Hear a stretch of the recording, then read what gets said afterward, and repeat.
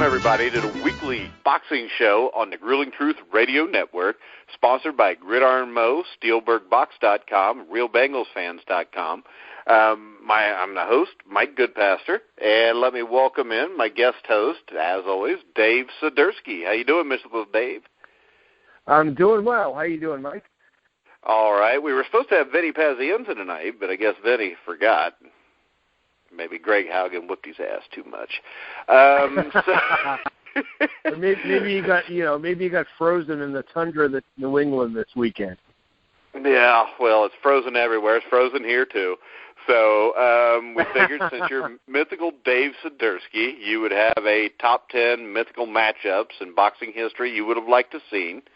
So you want to go ahead and explain to us what your criteria is?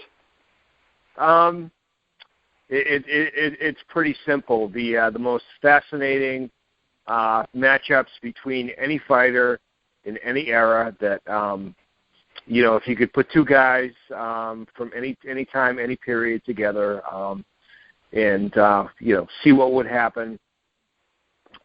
Which of those would you most like to see? All right, let's start off. What's your number 10?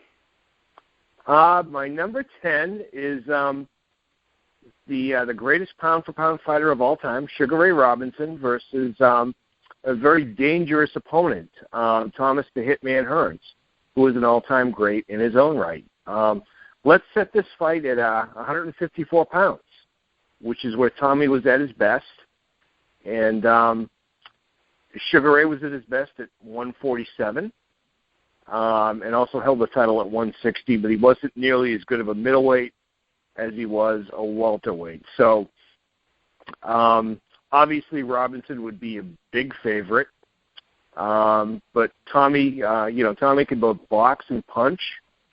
And I think it would be an interesting matchup. He's 2 inches taller than Sugar Ray Robinson, longer reach, might be able to give him some trouble, but ultimately I think Sugar Ray Robinson just had, he was too fast and too powerful. He probably gets Tommy somewhere around round 8. Well, I think this. I think the problem is this. Hearns, one of the biggest punchers ever lived at welterweight. As he went up, he could still punch, didn't get the knockouts that he used to. I think Robinson was a better boxer, even though Ray Robinson or Tommy Hearns outboxed Sugar Ray Leonard for most of their first and second fight when it came to that. But yeah, I think when you look at him, I think Hearns punched harder, but the problem was I think Robinson took a lot better punch, and a lot of guys like Iran Barkley, even though he was a middleweight at the time, a lot of guys tapped him on the chin and got him out of there. So I think that's the big difference. You say Robinson takes him out in the 8th. I think the one thing about Tommy is Tommy had a lot of heart. I think Tommy could have drug it in about the 10th or 11th, but I think he would have got knocked out, and probably spectacularly similar to the Hagler fight. So I'm going to agree with you on that one. What you got at number 9? My number 9, and as I'm looking at this might be too low. Smokin' Joe Frazier versus Evander, the real deal Holyfield. Both of these guys, tremendous warriors, gave the crowd their money's worth each and every time they went out there. Evander was a smallish heavyweight for his day, but more than made up for it with his skill and his willingness to bring it. Frazier, interestingly, was actually a smaller guy than Holyfield from an earlier era. I think he was like 5'11", a little over 200 pounds, wasn't he? Yeah, and Holyfield was 210 or between 205 and yeah. He was usually when he first got to heavyweight, I think it was usually between 205 and 212. Yeah. So if anything, Holyfield was the bigger guy. Holyfield wouldn't be afraid. Holyfield would be wise to try to box Joe Frazier. If he tried to trade with him, he'd get killed. The problem is I just think Frazier was the harder puncher, a vicious body puncher. It would be spectacular while it lasted. I'm going to go with Frazier by a technical knockout somewhere around the 11th or 12th round. Well, to me, the greatest comparison, I think, for this fight was, I believe, when Holyfield won the cruiserweight title. I think they called it the junior heavyweight title because it was WBA. He beat Dwight Muhammad Qawi, who was very similar, only a little bit shorter and probably a little bit fatter later on. But he was a little softer. But Dwight Muhammad Qawi, Evander Holyfield won, I think, the fight of the year in '86 with a 15-round. I think it was a split decision, wasn't it? Yeah, it was. Yeah, a split decision over Qawi. Now, I know that Holyfield was a much better fighter a few years later, but I also know Frazier was a lot better than Qawi. And if you look at guys that fought like Frazier, probably the two closest guys that Holyfield fought that were like Frazier were Dwight Muhammad Qawi and Burt Cooper. And if you remember, they even called Burt Cooper Smoking Burt Cooper because he looked like Joe Frazier. He fought like Joe Frazier. And he was only a few seconds away from actually winning the heavyweight title in Evander Holyfield's hometown in Atlanta, Georgia, I believe, in 1991. I think it might have been his first or second defense after he beat Buster Douglas. So, yeah, I think this. And the other thing is you said he had to outbox him. Holyfield's problem was, except for maybe the Tyson fight, when guys came at him, it was like Arturo Gatti. If you remember, Buddy McGirt took him over, and every fight they'd say the same thing. Well, Gotti's going to box him this time. And he'd box for 3 or 4 rounds, and somebody club him in the head, and the next thing you know, you had a brawl. So I think this is a fight that it would be a 15-round war. I don't think it would go 15. I think Frazier would stop him in a war of attrition probably around the 13th round, especially the Frazier that fought Muhammad Ali March of 1971. Because still, to me, if you watch that fight, those are the two best heavyweights I ever saw on that one night. I agree. That was magic. Now, who's your number 8? My number 8, again, a modern guy versus a guy from the 1980s, Manny Pacquiao at 140 versus Aaron the Hawk Pryor. Pacquiao looked like a world beater between around 2008 and, say, 2011. Stopping guys like De La Hoya, Ricky Hatton, and the list goes on and on. He just looked unbeatable during that period of time, the combination of speed and power. And, those of us from the generation of the 80s remember Aaron Pryor, whirlwind of motion, threw over 100 punches per round, proved he was for real, defeating the legendary Alexis Arguello twice. How I see this one going, I think Manny Aaron Pryor early. Pryor had some defensive deficiencies, so I see Pryor going down maybe once, maybe twice in the early rounds. But I think, in the end, Pryor was the naturally bigger man, and he was pretty fast in his own right. So I think this would be, be a lot of fun while it lasted. It would be a war of attrition. I see Pryor winning by either a TKO or KO somewhere around round 9 or round 10. Yeah, I actually think Pryor would get him out of there quicker. I think Pryor was naturally the bigger guy. He was 140 pounds normally. And if you look at the guys that Pac-Man beat when he got to 140, the De La Hoya win, De La Hoya was well past his prime. Hatton was coming off an ass-whooping by Floyd Mayweather. They're similar fighters where they were kind of unorthodox, the way they attacked. They threw a lot of punches. And I just think that in the end, Pryor was just stronger. Pryor against Arguello, that was one of the greatest fights in history. And he withstood Arguello, who was one of the great fighters in history. Of course, they were a little bit different kind of fighter because Arguello was more of a stand in the pocket and just try to box you and land his big right hand. But I would take Pryor. I think Pryor takes him out in 4 or 5 rounds. Okay. But all right. So what you got at number 7? My number 7. This one, were it not for the untimely demise of Salvador Sanchez, this one probably could have and would have come off. Salvador Sanchez versus Alexis Arguello. Salvador Sanchez, very short career, but he was brilliant while it lasted. He could box. He had speed. He had deceptive punching power. He beat the likes of Danny Little Red Lopez, Wilfredo Gomez, Azuma Nelson. That's 3 Hall of Famers right there. Yeah, Ruben Castillo, Pat Ford. He beat a bunch of good guys, and he beat them all in a short period of time. He did.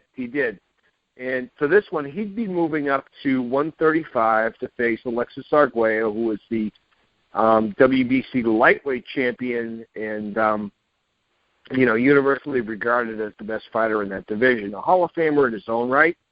Well, see, I don't think they would have, because if you remember, I think that fight was proposed right before his death, and I think it was proposed at 130. What? Okay, so that part I didn't know about. Yeah, because Arguello actually moved up after the death of Sanchez to try to get some bigger fights. That's when he beat Jim Watt. I think he beat Watt, 1981, 1982? Yes. Yeah. Yeah, so I think Watt is the fight he took because he couldn't get the Sanchez fight. Sanchez was only 124, so I think 124. I don't think he was going to jump all the way to 135, but I think they were talking about fighting for the junior lightweight title at 130. Oh, okay. Yeah, I had heard some negotiations that had occurred around, sometime in 1982, but that's beside the point. So I think, Sanchez had the style and the skill set to give Alexis some trouble. Alexis did not like guys who could move, guys who could box. So I think Sanchez would give him some trouble over the first half of the fight. But I think, and Salvador had great stamina, but in the end, I think Arguello was the bigger guy. I actually did this one on Mythical Boxing once and got a lot of crap for it, for having Arguello win, but I think Arguello, get it again, Dave. I think Arguello would ultimately wear him down and stop him in the later rounds, but he'd probably be behind on points at the time that it happened. I could not really see anybody stopping Salvador Sanchez when he was 24 years old.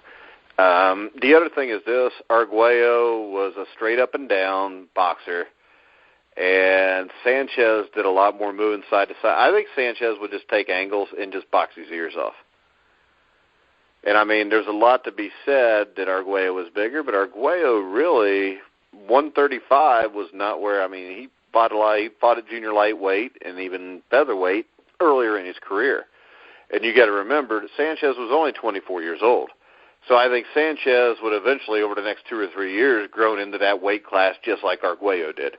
But I think in the end, I think Arguello loses a close 15-round decision to Sanchez just because I think Sanchez's movement would have gave him trouble. Most boxers gave Arguello trouble.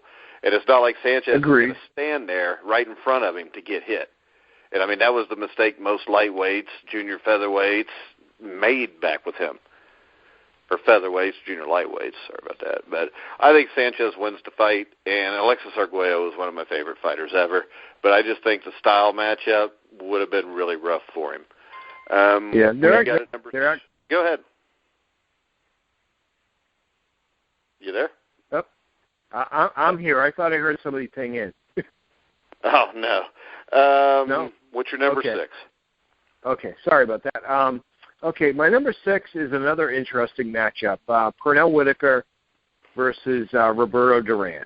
Pernell Whitaker was arguably the fighter of the 1990s. Brilliant defensively. Had a tremendous career. Arguably, he was not beaten. He got jobbed against Ramirez for his first loss, and he got jobbed against Chavez. Arguably, he got jobbed against De La Hoya. You could argue he didn't legitimately lose until this fight with Felix Trinidad. And the thing is this, that they're fighting at lightweight. He'd never legitimately lost there because the Jose Luis Ramirez fight, he won every round. It wasn't even close. Yeah, that was completely close. On the other side of the aisle, you have Roberto Duran, who is arguably the greatest lightweight of all time. Won, 71 of his first 72 fights? The only loss in a non-title fight to Esteban de Jesus. Yeah, obliterated the lightweight division in the 1970s. Whitaker actually had the style to give Roberto some trouble. Clever southpaw, excellent movement, tremendous defensive fighter, a real cutie. So I think this is a really interesting matchup. I think it's close over the first 10 rounds, but I think going down the stretch, if we're talking a 15-round fight, which I think is the real championship limit, Roberto dominates the last 5 rounds and pulls out a decision. But at times he's not going to look good doing it. Okay, this is going to surprise you, but I think Whitaker beats him.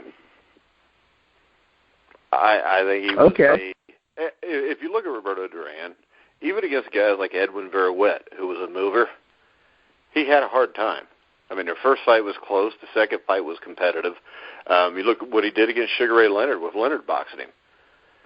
And, I mean, and I don't think there's ever been, outside of Willie Pep, a better defensive fighter in the history of boxing than Pernell Whitaker. I think Whitaker would have gave him fits. I think Whitaker would have beat him. I mean, if you look at lightweight, other than Esteban de Jesus, how many great fighters did Duran beat? Buchanan, arguably. Buchanan. With a low blow. He was still winning the fight, but still. He was still winning the fight. To me, Ken Buchanan is the only guy, and I don't think Ken Buchanan really registers as really great.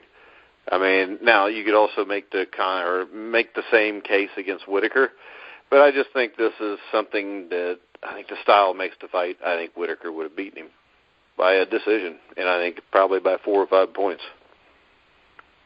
Okay, yeah. If they fought 10 times, I think Whitaker would win a few of those, but I think Duran would win more. Duran probably wins 6 out of 10, at least. All righty. So what do you got at number 5? Number 5 would be utter mayhem. We're going to throw Aaron Pryor in the mix again and put him in against Hammer and Henry Armstrong. I mean, these two guys just mirror images of each other. Both guys threw over 100 punches per round. Both guys were aggressive, brought it each and every night. It wouldn't be a dance fest. It would be a slug fest all the way. I'm going to pick Armstrong for 2 reasons. 1, I think he had the better chin. 2, he had vastly more experience. So it's going to be hellacious for 8 rounds, but Armstrong stops Pryor at that point. Yeah, I would take Armstrong just because of the level of competition he faced. I mean, Pryor's competition after Arguello, I mean, there's not much outside of Arguello. Fought a few decent fighters, but overall there's not that much there, and a lot of that's Pryor's fault because the coke habit he ended up with. Ended up half blind with the detached retina. His only loss was to Bobby Joe Young in a fight in Wisconsin.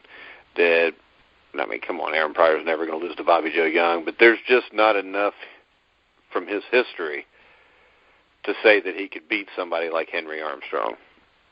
Right. So what do you got at number 4? My number 4, and we'll set Facebook on fire with this one. Sugar Ray Leonard versus Floyd Mayweather Jr. I have seen this speculated on ad nauseum on Facebook and on Twitter, and I see so many. I've seen people do mythical matchups between these two guys, and I see a lot of Ray Leonard wins a close decision. No, Floyd's the GOAT. He wins. Blah blah blah blah blah. I don't see this as a close fight at all. I see, Mayweather was the better defensive fighter. He gives Ray Leonard a little trouble early, maybe ekes ahead on the scorecards, but in the end, Sugar Ray Leonard was just as fast, if not faster. He was much stronger. He'd take Mayweather to a place where he'd never been before. He, starting from the middle of the fight. Are you talking about a library? What's that? Are you talking about a library? You said that Leonard would take Floyd Mayweather a place he'd never been before. I thought maybe you were talking about a public library. Oh, the library. I mean to a house of pain where he'd have to fight back. So from the middle of the fight onward, Leonard takes him to school and beats the crap out of him, and either wins. If it's a 12-round fight, Leonard wins a unanimous decision. If it's the true 15-round distance, Ray takes him out late. Yeah, I agree with everything you said there. I believe Ray Leonard would take him out. I think he takes him out in 5 or 6 rounds. Wow. He's a very underrated. I mean, you look at the people he fought. I mean, and this is the thing. He stood toe-to-toe, albeit it was a stupid mistake to do, with one of the best toe-to-toe fighters in history in Roberto Duran. And if you watch that fight and you score it, that was to me, it was a 143-142 win for Duran. And, that may just be because I'm a Duran fan. But I only had Duran beating him by a point. And that was fighting Duran's fight. I mean, you look at what he did with Tommy Hearns. I mean, I don't think that Leonard or Floyd Mayweather could take the shots that Hearns gave Leonard and keep fighting. So to me, This is a no-brainer. I'm going to say Leonard takes him out in 6 or 7 rounds. But what are we at? Okay. 3 or 4? We are at 3. Okay. So we have 2 heavyweight destroyers now. George Foreman, and I'm going to go with the younger George Foreman here from the 1970s. Obliterated Joe Frazier, obliterated Kenny Norton, versus Iron Mike Tyson in his heydays in the late 1980s. This would not be a dance fest whatsoever. 2 of the hardest punchers in heavyweight boxing history. Now, Iron Mike was, the thing that people probably don't appreciate about Iron Mike was his hand speed. He probably was and is still the fastest heavyweight that we've seen since Muhammad Ali. So he's certainly dangerous in this fight. But that said, I see this a little similar to Foreman and Joe Frazier in that, you have somebody who's 6'4" versus somebody who's 5'10", 5'11", who has to work to get inside, and in order to get inside, he's got to expose himself to George's big power shots. So this one would be fast and furious. Both men would be in trouble, but I'm going to go with George Foreman by knockout in 3 rounds. I would say if you want to see who wins this fight, go watch Foreman and Frazier. I mean, Frazier was a better version of Tyson. Wasn't quite as big, but not that big a difference, because if you look at Tyson in his prime, he was usually between 212, 215, correct? 218? Somewhere around there, yeah. Yeah, so about 10 to 15 difference. But on the other hand, Mike Tyson beat a bunch of average to good fighters in his prime, and then Foreman was just too big. I mean, he would have come in, he would have got hit on the chin, and I think that would have been it. And if you look at the 2 of them, I think Foreman, he has a different kind of power than Tyson, but I think he had a bigger punch than Tyson, and I think he took a better punch than Tyson, too, which is probably the difference in a fight with 2 guys like this. Yeah. So, I'll agree. I say Foreman in 2. I think the Foreman in 1991 knocks him out in 2 or 3. I'm not so sure I would agree with that, but well, I think that Foreman is more dangerous because he was a lot more relaxed, and I think the only chance Tyson would have had would be to get a Foreman that was tight and kind of wound up. The other Foreman would have just grabbed him, pushed him off, and people forget how good George Foreman's jab was. It was very good. And it was stronger than, and there's a reason why Don King didn't want to take what would have been probably at that time a almost $100 million fight at that time. Yeah. I think that version of Foreman would have been a dangerous opponent for Tyson. I just think he would have been too slow, and I think Tyson wins. I think Tyson wins the decision over the second version of George Foreman. Yeah, but we're talking about the Mike Tyson in 1991-92, aren't we? Yeah. I still think he takes a decision over a 42 or 43-year-old George. All I know is this: a 45-year-old George knocked out Michael Moore. Yeah, Michael Moore wasn't a bad fighter. No, he didn't. He didn't have the talent of a Mike Tyson, though. Debatable, because I still haven't seen Tyson beat anybody. Michael Moore beat Evander Holyfield. He did. Yeah, no argument there. And their second fight, he got knocked out in the 8th round, but he put up a better fight than Mike Tyson did against Holyfield. And I think the other thing is this: George Foreman was never feared any other man. I believe the fact that Mike Tyson, while getting his ass whipped in the second fight, bit Evander Holyfield because he didn't want to get his ass knocked out and embarrassed again. Yeah, no argument there. So I don't think you can take a guy with courage, put him against a guy that may lack courage, and expect a guy that lacks the courage to win at any age. Yeah, I agree with you to a point. Let's put it that way. You agree with it to a point. You just don't want to admit I'm right and you're wrong. What's your number 2? My number 2, being a New England guy, obviously, marvelous Marvin Hagler, one of my favorite fighters. Dominated the middleweight division in the 1980s, defended 12 times, cleaned out the division versus his predecessor, who dominated the middleweight division in the 1970s, ruled for 7 years, defended 14 times, in Carlos Monzon. What a great matchup this would be. Two of the probably the 3 or 4 greatest middleweights of all time. Both guys could box, both could punch, both could pretty much do everything in the ring. Monzon had the height and probably the reach advantage, but I think Marvin hit just a little bit harder, and he was just a little bit faster.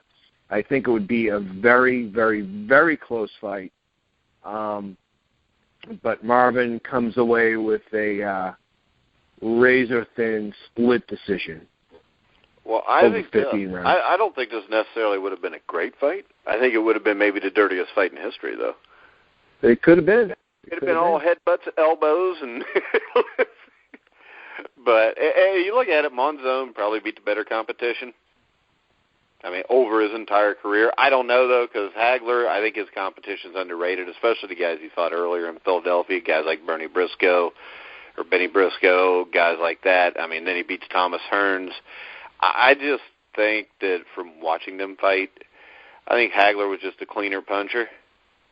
I think Hagler wins. I think Hagler wins a 15-round decision by 3 or 4 points.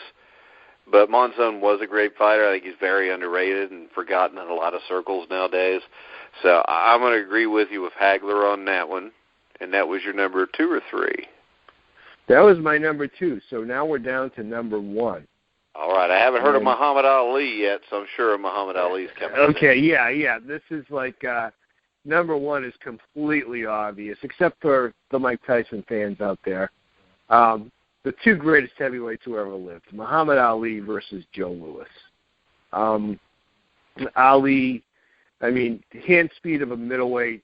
I mean, he thing of beauty in the ring. In the 60s, he beats Sonny Liston, cleans out the division. Then he's forced to take that hiatus due to his stand on the draft. Comes back, loses to Joe Frazier. He's a little bit past his prime at that point, but then he proves he's a real fighter. With the wars against Frazier, coming back from the loss to Norton, upsetting George Foreman when nobody thought he had a chance, and even I'll tell you, even the win over young Ernie Shavers at Madison Square Garden. Yeah, and the list goes. At 36, he loses to Leon Spinks and comes back to win 6 months later. And then you have Joe Louis, who reigned the heavyweight division for 12 years, 25 title defenses. All right, let's get to it. I want to hear you break this down, because I think this fight's a mismatch. I do. Sorry, style-wise, I think it's a complete mismatch. I read a great article once by, a boxing writer that I respect that broke down how Joe Louis would beat Muhammad Ali. And regardless of whether you agree or disagree, he pointed out some flaws in Ali's style, that he was, he leaned away from the jab, he kept himself off balance, he was, vulnerable to the left hook. He had some defensive deficiencies that a guy like Joe Louis could take advantage of. Yeah, but if you remember this, if you watch Muhammad Ali when he thinks a guy is actually good, he takes him a little bit more seriously, number one. But the fight that stands out to me to compare this is how much trouble Joe Louis had with boxers is Billy Conn. I mean, Billy Conn was a quick boxer. I mean, Joe Louis actually had pretty quick hands. He had a great jab. But the one thing is this, feet-wise, he was a plotter. And if you watch Ali against Cleveland Williams, Zora Foley, George Chuvalo, I mean, he never stood in front of somebody to get hit. And with those guys, he would. But I think if you put a Joe Louis in front of him, I don't think that he's going to do as much of that, what do they call that, shucking and jiving, as he did with other guys. And I think if you watch Billy Conn took angles on Joe Louis. And, I mean, he would make a move to the right. Louis would still be going forward, and Conn would pop him. And I just have a hard time after seeing that fight thinking that Joe Louis would have been able to deal with a Muhammad Ali who was 30 pounds heavier and a couple inches taller than Billy Conn. Well, yeah. Billy Conn. You had guys like Doug Jones who gave Muhammad Ali trouble. Okay, I'll watch that fight. It's an 8-2 fight, Dave. That fight is considered close because nobody thought Doug Jones would be able to go 10 rounds with him. Seriously, you sit down and watch that fight, I think it's an 8-2 or a 7-3. And the thing is this, I can give you a Billy Conn. I can give you a bunch of guys. Arturo Godoy gave Joe Louis problems. So you can't judge a guy. I mean, James Quick Tillis damn near beat Mike Tyson when he was in his prime, and Tillis was 3 years past his prime. So things like that happen. But I can also tell you this, nobody beat Ali in his prime. His prime would have been, from the Olympics to 67 when they basically banned him for 3 years. And he comes back and he fights a Joe Frazier, beats Frazier 2 out of 3, beats George Foreman, beats Sonny Liston, to Joe Louis. Who's the best fighter Joe Louis beat? And Joe Louis never lost in his prime either. Who's the best? Max Joe Louis did not lose in his prime? Dave, you're out of your damn mind. Okay, in 1936, Max Schmeling knocked his ass out. He was 21, 22 years old. Okay, so you know what? I was 21 or 22 one time, and that was my prime. I mean, prime-wise, I'm talking about this. Muhammad Ali, when he was 22, was knocking Sonny Liston's ass out. And Joe Louis was getting knocked out. And you know what? If you watched the first Schmeling fight, Schmeling wasn't a great boxer, but the reason Schmeling beat him was his movement, not huge, not quick movement like Ali, but it was just giving him angles and picking him apart. Yeah, and Louis came back and knocked his ass out in one round. Yeah, when he was old. When he was old, 3 or 4 years later. It was 2 years. It was 2 years. It was 2 years, but he was old. He was. All right. There is a reason when Joe Louis won the title, there's a reason they fought Joe Louis instead of Max Schmeling. And it was 3 years later when he got the title shot. Because if you remember, James J. Braddock, after he beats Max Baer, actually sat around and did nothing for 2 years until he defended against Joe Louis. And the rightful heir to fight for that fight should have been Max Schmeling, but you had all the Nazi crap. Yep. Yeah. So what you're telling me is you believe Joe Louis would beat Muhammad Ali? No, you didn't ask me my pick. You asked me my argument. So all this said, I am going to still go with Muhammad Ali, but it's not going to be as easy as a lot of people think it is. I think Louis has him in trouble at a couple of points in the fight, scores his share of points, but overall Ali outpoints him. It's probably going to be somewhere around 9-6 or 9-5-1 in rounds. Okay. So it's going to be a good believe it'll be a tough fight because Joe Louis was probably the second greatest heavyweight of all time. But a guy like Joe Frazier was a tougher matchup for Ali. It's just like I think Pernell Whitaker could have outpointed Roberto Duran. But if you look at their careers, Duran was the greater fighter. Super Bowl 42. Mm-hmm. Yeah, Super Bowl 42. You can't tell me that the Giants were better than the Patriots, but the Giants had a defensive line to go up against probably the weakness of that New England team, and they took advantage of it. And I just think styles make fights. Yeah, I can't see a plotter like Joe Louis being able to track down Ali to even really hurt him. I think Louis would be tough. I think Ali stops him in the 11th or 12th round. But I could be wrong. I was that one time. But, Dave, thanks for coming on. I'm real close to getting Paul Vaden. You remember Paul Vaden? I remember Paul Vaden. Champion of the world. He's supposed to get back to me shortly. He may be next week's guest. But I would like to thank, once again, Vinny Pazienza, even though he changed his name to Paz. He done forgot about calling it a show, obviously. But make sure you check out Gridiron Mo, www.gridironmo.com. Check out Steelberg Box, real Bengals fans. So, Dave, you got any final words? Great show as always, Mike, and look forward to doing it again soon. All right, so make sure you check us out next week on the Boxing Weekly Show again. Also, if you go to the Grueling Truth Facebook page, you can check out our interviews this week, which we've got Tony Hunter, former Notre Dame star, also played for the Bills and the Rams. Tomorrow, I got a special guest, Eddie Meter, who I think should be in the Hall of Fame, still holds 6 L.A. and St. Louis Rams records, played from 59 through 70, played for great coaches like Sid Gilman, George Allen, intercepted 46 passes in his career. Wednesday night, we will have former Dolphin DB, Kerry Glenn, and then also we will have a special guest coming up, which we can't tell anybody about, but we're going to have a discussion on the Peyton Manning scandal. So make sure you check that out also. So check out the Grueling Truth Facebook page. Check us out at Grueling Truth on Twitter. Make sure you follow us there. So, for Dave Sidursky, I'm Mike Goodpaster. This has been the Grueling Truth, where the legends speak.